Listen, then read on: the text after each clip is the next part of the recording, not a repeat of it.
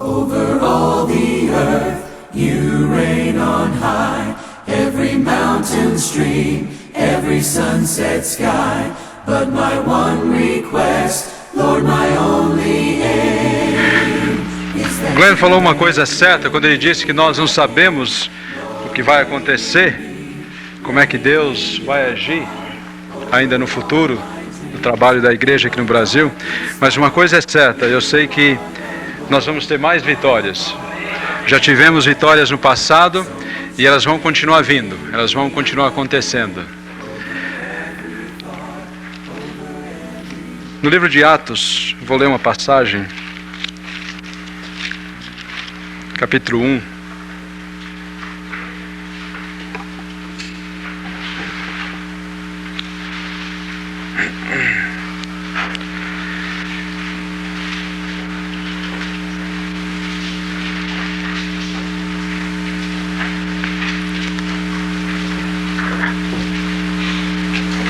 Atos capítulo 1, começando do versículo 1. Escrevi o primeiro livro, ó Teófilo, relatando todas as coisas que Jesus começou a fazer e a ensinar, até o dia em que, depois de haver dado mandamentos, por intermédio do Espírito Santo aos apóstolos que escolhera, foi elevado às alturas. A estes também, depois de ter padecido, se apresentou vivo, com muitas provas incontestáveis, aparecendo-lhes durante 40 dias e falando das coisas concernentes ao reino de Deus. E comendo com eles, determinou-lhes que não se ausentassem de Jerusalém, mas esperassem a promessa do Pai, a qual disse ele: de mim ouvistes.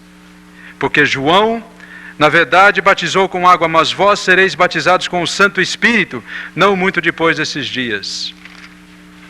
Então os que estavam reunidos lhe perguntavam: Senhor, será este o tempo em que restaures o reino a Israel? Respondeu-lhes: não vos compete conhecer tempos ou épocas que o Pai reservou para a sua exclusiva autoridade, mas recebereis poder ao descer sobre vós o Espírito Santo, e sereis minhas testemunhas, tanto em Jerusalém, como em toda a Judéia e Samaria, até os confins da terra. Dita essas palavras, foi Jesus elevado às alturas à vista deles, e uma nuvem o encobriu dos seus olhos. E estando eles com os olhos fitos no céu, enquanto Jesus subia, eis que 2 varões vestidos de branco se puseram ao lado deles.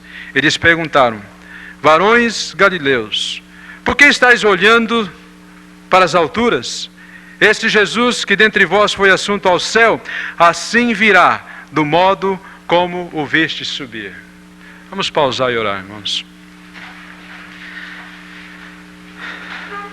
Nosso Pai glorioso, Criador dos céus e da terra, nós te damos graças porque o Senhor é um Deus tão bom, um Deus que tem nos aceito, um Deus que tem nos amado, um Deus que tem desvendado os seus mistérios para nós na pessoa de Jesus.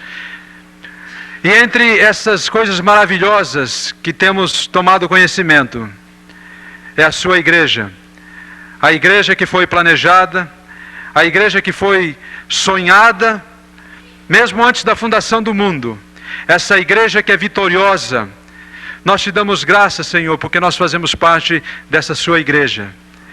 E nós te damos graças, Senhor, por causa da redenção de Jesus, por causa do preço que Ele pagou, porque nós não tínhamos condições de pagar esse preço, mas Jesus Cristo pagou o preço por nós. E Ele nos convidou para fazermos parte dessa igreja gloriosa, dessa igreja vitoriosa, e fazermos parte então da sua família. Muito obrigado, Senhor, pelo sacrifício de Jesus, pelo seu chamado. Obrigado por cada pessoa que está aqui, que ouviu esse chamado e que foi tocado no seu coração. E que a sua igreja, Senhor, continue crescendo, que a sua igreja continue demonstrando o poder que vem do Senhor, para que as vitórias sejam manifestas e que todos nós possamos entender que o Senhor está no nosso meio, que o Senhor está agindo entre nós. E isso será, Senhor, para a sua glória e para a honra do seu Filho Jesus Cristo, que morreu por nós. E em nome dele que nós oramos, Senhor. Amém. Jesus, numa ocasião, ele estava com os seus discípulos a caminho de Cesareia de Filipe. E ele estava conversando com os seus discípulos. E no caminho ele fez uma pergunta para os seus discípulos. Ele disse: quem diz o povo ser o filho do homem? E eles responderam: bem, alguns dizem João Batista, outros Elias, outros Jeremias, ou algum dos profetas. Mas Jesus perguntou para eles: e vós, quem dizeis que eu sou? E a resposta de Pedro nós conhecemos, não é verdade? Ele diz: tu és o Cristo, o Filho do Deus vivo. E Jesus afirmou: bem-aventurado és tu, Simão Barjonas, porque não foi carne nem sangue quem te revelou, mas o meu Pai que está nos céus. E eu te digo mais ainda, que tu és Pedro, e sobre essa pedra eu edificarei a minha igreja, e as portas do inferno não prevalecerão contra ela. Jesus estava querendo dizer: eu vou edificar a minha igreja, e a minha igreja será vitoriosa. O poder da morte, as portas do inferno não vão ter a suficiência para contê-la, para amarrá-la, porque eu sou vitorioso, e eu vou edificar uma igreja vitoriosa. Está aí, irmãos, o alicerce da nossa convicção. Está aí o fundamento da nossa vitória. É por isso que a igreja é vitoriosa, porque Jesus Cristo é vitorioso. Amém, irmãos? Amém. Jesus Cristo é vitorioso. Ele não veio aqui para perder. Ele não veio para ser um fracasso. Ele não veio para ser um derrotado. E é por isso que ele disse para os seus discípulos a caminho de Cesareia: eu vou edificar a minha igreja, e ninguém vai poder contê-la, ninguém vai poder segurá-la, ninguém vai poder enjaulá-la, ninguém vai poder amarrá-la, porque Ele, o Senhor, é vitorioso. Na verdade, irmãos, mas é claro que o inimigo de vez em quando, ele entra no nosso meio, de alguma maneira, ele se arrasta e penetra, e ele começa a nos minar. E ele começa a colocar dúvidas na nossa cabeça, e ele começa a colocar algumas interrogações para nós. Será que a igreja realmente é vitoriosa? Nós começamos a questionar. Será que realmente o que eu faço vale alguma coisa? Vale a pena? Ou será que isso é em vão? Será que todo o esforço de trabalho missionário, o esforço da nossa obra é alguma coisa que vale? O inimigo tentando semear dúvida na nossa mente. Você se lembra lá no livro de Mateus, capítulo 4? Logo depois do batismo de Jesus, o Espírito o conduz ao deserto, e ali então ele é levado para ser tentado. E depois de 40 dias e 40 noites jejuando, a Bíblia diz que ele teve fome. E o tentador se aproximou dele então. O inimigo se aproximou dele. Ele disse: se és filho de Deus, mande que essas pedras se transformem em pães. E Jesus falou o quê? Nem só de pão vive o homem. Se és filho de Deus, levou Jesus para o pináculo do templo: atira-te daqui de cima, os seus anjos vão cuidar de você. Jesus disse: não tentarás o Senhor teu Deus. Olha, o tentador levou ele para um monte bem alto, e mostrou todos os reinos deste mundo, e todo o poder, toda a glória, e disse: se você prostrado me adorar, eu te dou tudo isso. E ele disse: você só pode adorar a Deus, você só pode cultuar a Deus. E você vê aqui então a estratégia do inimigo. Você vê então aqui ele semeando, querendo colocar dúvida na cabeça de Jesus, querendo confundi-lo, querendo iludi-lo, dizendo: se és filho de Deus, se és filho de Deus, se prostrado me adorares, se a igreja é vitoriosa, por que nós não estamos batizando aos milhares? Se a igreja é vitoriosa, por que os nossos prédios não estão repletos, transbordando? Se a igreja é vitoriosa, por que nós não temos mais presbíteros? Se a igreja é vitoriosa, por que nós não somos mais prósperos? Porque tantos passam por dificuldades e crises? Se a igreja é vitoriosa, por que nós não temos mais acesso nas camadas mais elevadas, ou entre as massas? Se a igreja é vitoriosa, por que nós não fazemos isso ou aquilo? E você reparou que o Satanás, ele está minando, ele está dizendo: se, do mesmo jeito que ele usou com Jesus. E o mal é que alguns de nós caímos nessa cilada, e nós começamos então a fazer o jogo dele. E nós começamos então a agir com aquele pessimismo. Não, realmente nós começamos a duvidar. Nós começamos a questionar. Será que a igreja realmente é vitoriosa? Será que realmente nós estamos recebendo essas vitórias. E você sabe uma coisa, o pessimismo é um grande pecado, porque o pessimista ele está dizendo, eu não confio no Senhor Jesus. Ele pode ter sido vitorioso, mas a igreja não pelo que eu vejo. Mas a Bíblia deixa bem claro, Jesus disse de uma maneira bem clara, quando eu estabelecer o meu reino, e vocês verão, falando com os seus discípulos, alguns verão a vinda desse reino, ele vai ser estabelecido com o quê? Com poder. Jesus Cristo não estabeleceu nada que fosse destinado ao fracasso. Ele destinou a sua igreja à vitória. E foi isso que ele fez. A Bíblia diz no livro de Romanos, capítulo 8, 37, que nós somos mais do que vencedores através daquele que nos amou. Enquanto nós estamos em Jesus, enquanto nós formos fiéis a Ele, perseverantes a Ele, nós estamos mais do que vencendo. Será que nós temos dificuldades? Sim. Será que nós temos oposições? Sim. Será que nós temos aflições? Sim, nós temos. Mas enquanto nós estivermos firmes em Jesus, nós sabemos que Ele venceu, Ele foi vitorioso e a sua igreja também será vitoriosa. E eu gostaria de, em alguns poucos minutos, mostrar algumas dessas vitórias. E eu digo aqui, como um narrador, mostrar somente algumas. Eu não vou fazer justiça falando sobre cada detalhe, porque nós temos uma história de mais de 30 anos. Mas na década de 50, eu posso começar lá atrás, na década de 50. Talvez nem todos sabiam que a nossa história era tão antiga assim. Nós recebemos os primeiros missionários aqui no Brasil. Os grandes pioneiros. Eu me lembro de 2 casais, Arlie Smith e Alma Smith, a sua esposa. E também o nosso irmão Ivan Rude e a sua esposa Catarina.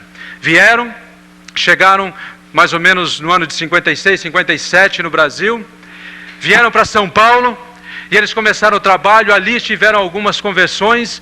O irmão Ivan, inclusive, por algumas razões pessoais, decidiu deixar São Paulo e foi para uma cidade no interior do estado de São Paulo, chamada São José do Rio Preto, onde inclusive os meus pais conheceram o Evangelho. Ali no comecinho do ano de 1960, o irmão Ivan, inclusive, ele tinha o culto na sua casa, na frente da casa dele, ele colocava um quadro negro, e todas as manhãs, isso como um detalhe curioso aqui que eu me lembro, meu pai contando isso para mim quando ainda pequeno, ele colocava um versículo diferente naquele quadro negro. E meu pai todos os dias, passando de frente àquela casa, indo para o trabalho, ele via uma mensagem ali naquele quadro negro. E ele achava, puxa, que coisa interessante. Qualquer dia desse eu vou entrar nesse local, eu vou entrar nessa casa, eu vou ver o que essas pessoas estão ensinando. Até que numa quarta-feira, ele teve coragem suficiente para entrar, e ele viu que as poucas pessoas ali, talvez meia dúzia de pessoas, estavam com a Bíblia aberta, e ele gostou daquilo, e ele começou a voltar, e depois ele levou a minha mãe, ele levou os filhos, e no ano de 60, no mês de janeiro, o meu pai foi batizado, e alguns meses depois, a minha mãe. Mas a nossa história começa aí, lá nos anos de 50, quando os nossos irmãos Arlie e a sua esposa Alma, os nossos irmãos Ivan e Catarina vieram para o Brasil, mais ou menos no meio de 50. Depois nós entramos na década de 60. Eu tinha posters para tudo isso, irmãos, com alguns detalhes, mas eu saí de Curitiba às 4 horas da manhã, e por incrível que pareça, eu estava dormindo quando eu saí de Curitiba, e eu me esqueci desses posters. Na década de 60, nós vemos então um grande impulso de evangelização, quando em 61, aquela equipe de 13 famílias e meia de missionários chegaram no Brasil. 13 e meia, eu digo, porque o Alan só chegou sozinho, e ele sozinho, por incrível que pareça, é só uma metade realmente. Sem a Maria, ele estaria incompleto até hoje, o nosso irmão. Mas 13 famílias e meia chegaram ao Brasil no ano de 61. E eles começaram esse trabalho de evangelização. Eles começaram em São Paulo. Mas 2 anos depois, mais 3 famílias chegaram e uniram-se àquele grupo, e eles começaram o trabalho. Obviamente, no começo, nem todos falavam português muito bem, não é verdade, Alan? No começo, nem todos falavam português muito bem. Não está entendendo? Percebe-se que o problema perdura-se ainda. Mas então, por causa do pouco português de alguns, eles decidiram fazer algumas coisas que foram benéficas e que nós recebemos ainda alguns resultados, vemos resultados até hoje. Escreveram o curso que a Bíblia diz, no ano de 62, aquele trabalho em slides, o eterno propósito, que eu sei que várias pessoas nessa sala provavelmente já usaram. O programa do rádio foi iniciado no meio daquela década de 60, aquela revista Mulher Cristã, o Instituto Bíblico, que inclusive serviu agora não só evangelização, eles estão agora abrindo os horizontes e estão começando um trabalho de capacitação dos obreiros para espalhar o Evangelho. E esse trabalho do Instituto, inclusive, é um trabalho que tem vindo durante todos esses anos, desde os anos 60 até esses poucos meses atrás, eu sei. Inclusive, eu sei que nós temos alguém aqui, o Testo, que é a pessoa indicada para falar sobre o Instituto. Ele é alguém que esteve na frente desse trabalho durante vários anos. Eu tive o privilégio inclusive eu e mais alguns aqui, tivemos o privilégio de estudar no Instituto sob a direção do Testo. Eu gostaria que o Testo falasse uns 3 ou 4 minutinhos sobre esse trabalho, Testo.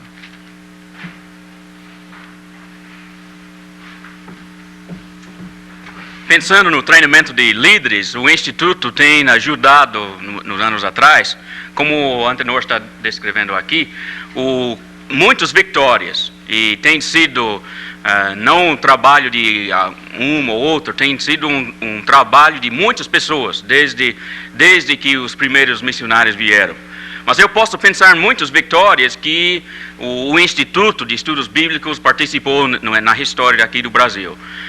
Através do treinamento no Instituto, veio os primeiros presbíteros, alguns dos diáconos, alguns dos evangelistas nas igrejas, especialmente em São Paulo. Aí depois veio evangelistas que foram para Curitiba, para Porto Alegre, para Ribeirão Preto, para São José dos Campos e outros lugares. Então, no Instituto deu um impacto, eu acho que muito grande, deu ferramentas, deu confiança. Provavelmente, na minha opinião, não fez dessas pessoas obreiros ou líderes, porque já tinha este desejo, já tinha este papel. Mas eu acho que o que o Instituto fez ajudou estas pessoas a sentir que eles realmente têm uma chamada, vamos dizer, de Deus, para usar o seu talento, e deu confiança para que eles pudessem usar o que Deus tem dado a eles. E tem ajudado alguns, especialmente na situação de Antenor, o estudo que ele fez em um ano, em 78, ajudou ele de entrar numa faculdade nos Estados Unidos. Quantas horas você não precisava fazer por causa do estudo? 3 anos básicos. Deram 3 anos básicos de um ano intensivo. Então esse é o valor, que treinamento, e que o Instituto ajudou, eu acho que deu um impacto, tanto em São Paulo como nas outras cidades. Deu grandes vitórias. E nós temos que dar graças a Deus pelas pessoas. E acho que outro fator no Instituto que nós usamos em São Paulo, nos anos passados, usamos muitos professores. Chegamos uma vez de usar mais do que 20 professores diferentes, tanto americanos, norte-americanos como brasileiros. E isso ajuda o aluno de ver pontos de vista diferentes e ajuda, na minha opinião, a formação dessas pessoas. Então, por isso eu acho que tem sido, o Instituto era um grande instrumento nas mãos de Deus. Inclusive, alguns dos professores dos nossos mestres estão aqui hoje. Um deles aqui, o nosso irmão Davi, o Brian e outros. Bem, 60 ainda estava acontecendo mais coisas. Em 67, eu sei que, de acordo com a nossa história, o nosso irmão Alan Doughton e a sua família decidiram ir para Porto Alegre. E ali eles abriram novos horizontes também no trabalho de missões. Um ano depois, o nosso irmão Walter Kraidel e a família decidiram ir para Curitiba. E por causa desses irmãos, o trabalho no Sul começou a se alastrar. E também naquele ano, um marco histórico da igreja no Brasil foi a inauguração do prédio da 9 de julho. O irmão Abramo está aqui, talvez ele queira falar uns 2 ou 3 minutos sobre o impacto daquela inauguração, daquele prédio, daquela vitória, eu sei.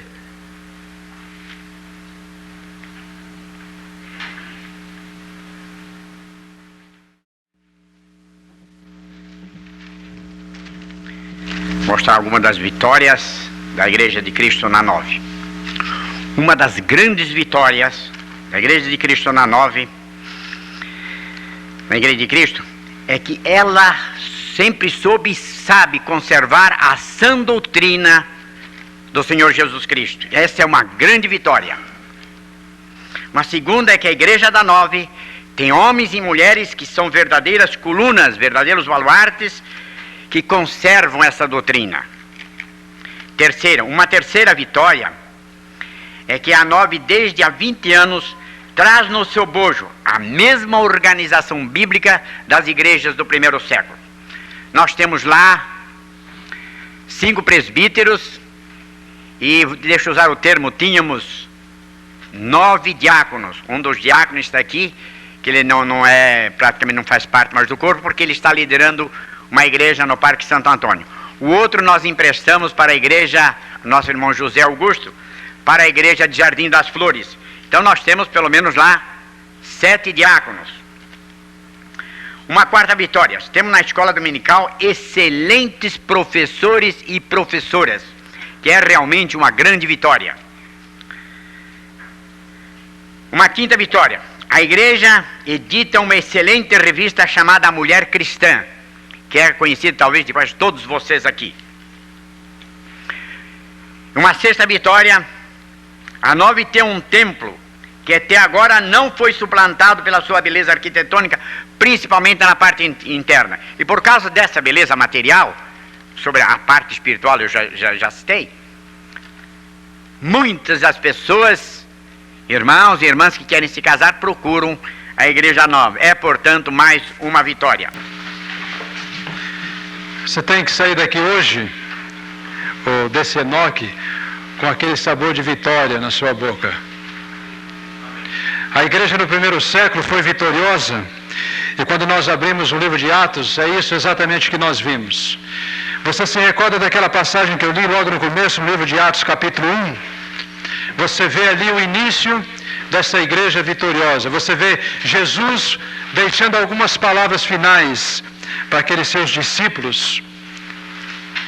E a garantia era que aquela igreja seria vitoriosa. Aquela igreja que foi comprada com o sangue de Jesus, que foi resgatada do pecado, tinha só um destino. O destino era a vitória. E nós temos falado sobre algumas poucas vitórias do nosso trabalho, dessa igreja gloriosa e vitoriosa aqui no Brasil. E uma coisa que eu noto, ou algumas coisas que eu noto nesse contexto do livro de Atos capítulo 1, é que aquela igreja era vitoriosa porque os primeiros cristãos acreditavam que Jesus estava vivo. Você nota aqui que o autor Lucas, ele deixa bem claro que esse Jesus que estava morto, ele ressuscitou, ele está vivo, ele se apresentou vivo para aqueles primeiros cristãos e durante 40 dias ele esteve com eles.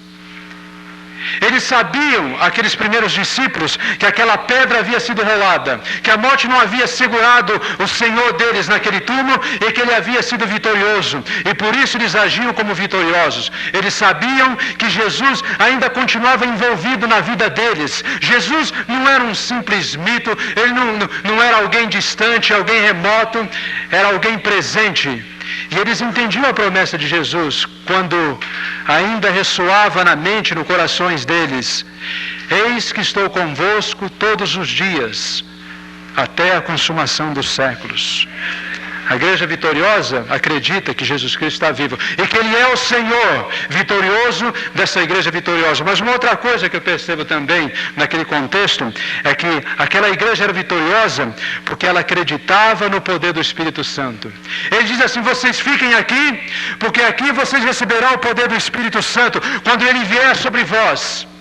E eles esperaram ali em Jerusalém, e ele realmente desceu, e ele deu poder para aqueles homens, e aquela igreja era uma igreja de poder. Eles acreditavam no poder do Espírito Santo, e acreditar no poder do Espírito Santo não significa ter transes, entrar em transes, ou ter arrepios, ou perder o controle, ou se contorcer todo. Significa acreditar que o Espírito Santo é uma realidade presente na vida deles, que o Espírito Santo os capacitaria para que eles pudessem ser testemunhas intrépidas do Evangelho, e que quando eles orassem, eles esperassem o poder deles ser demonstrado. Jesus disse: vocês serão minhas testemunhas. E ali no contexto, aquela palavra testemunha, logo teve o significado: vocês vão ser mártires. Se necessário for, vocês vão morrer por essa causa, por essa tarefa. E Jesus disse: eu não quero que vocês fiquem somente em Jerusalém.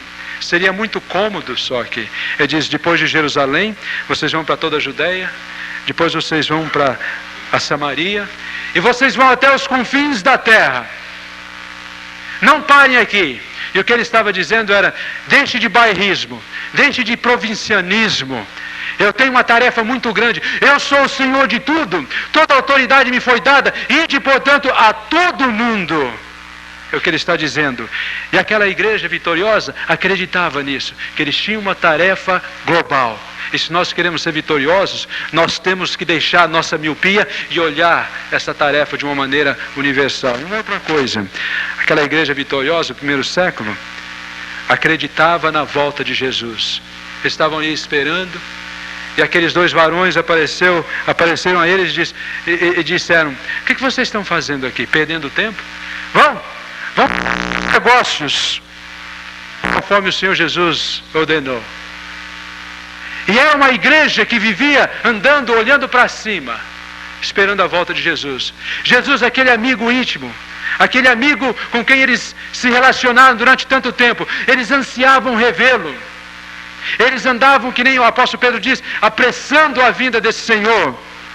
Ao invés de andarem cabisbaixos e curvados, eles andavam olhando para cima, com aquele gosto da vitória. E é isso que nós precisamos fazer, irmãos.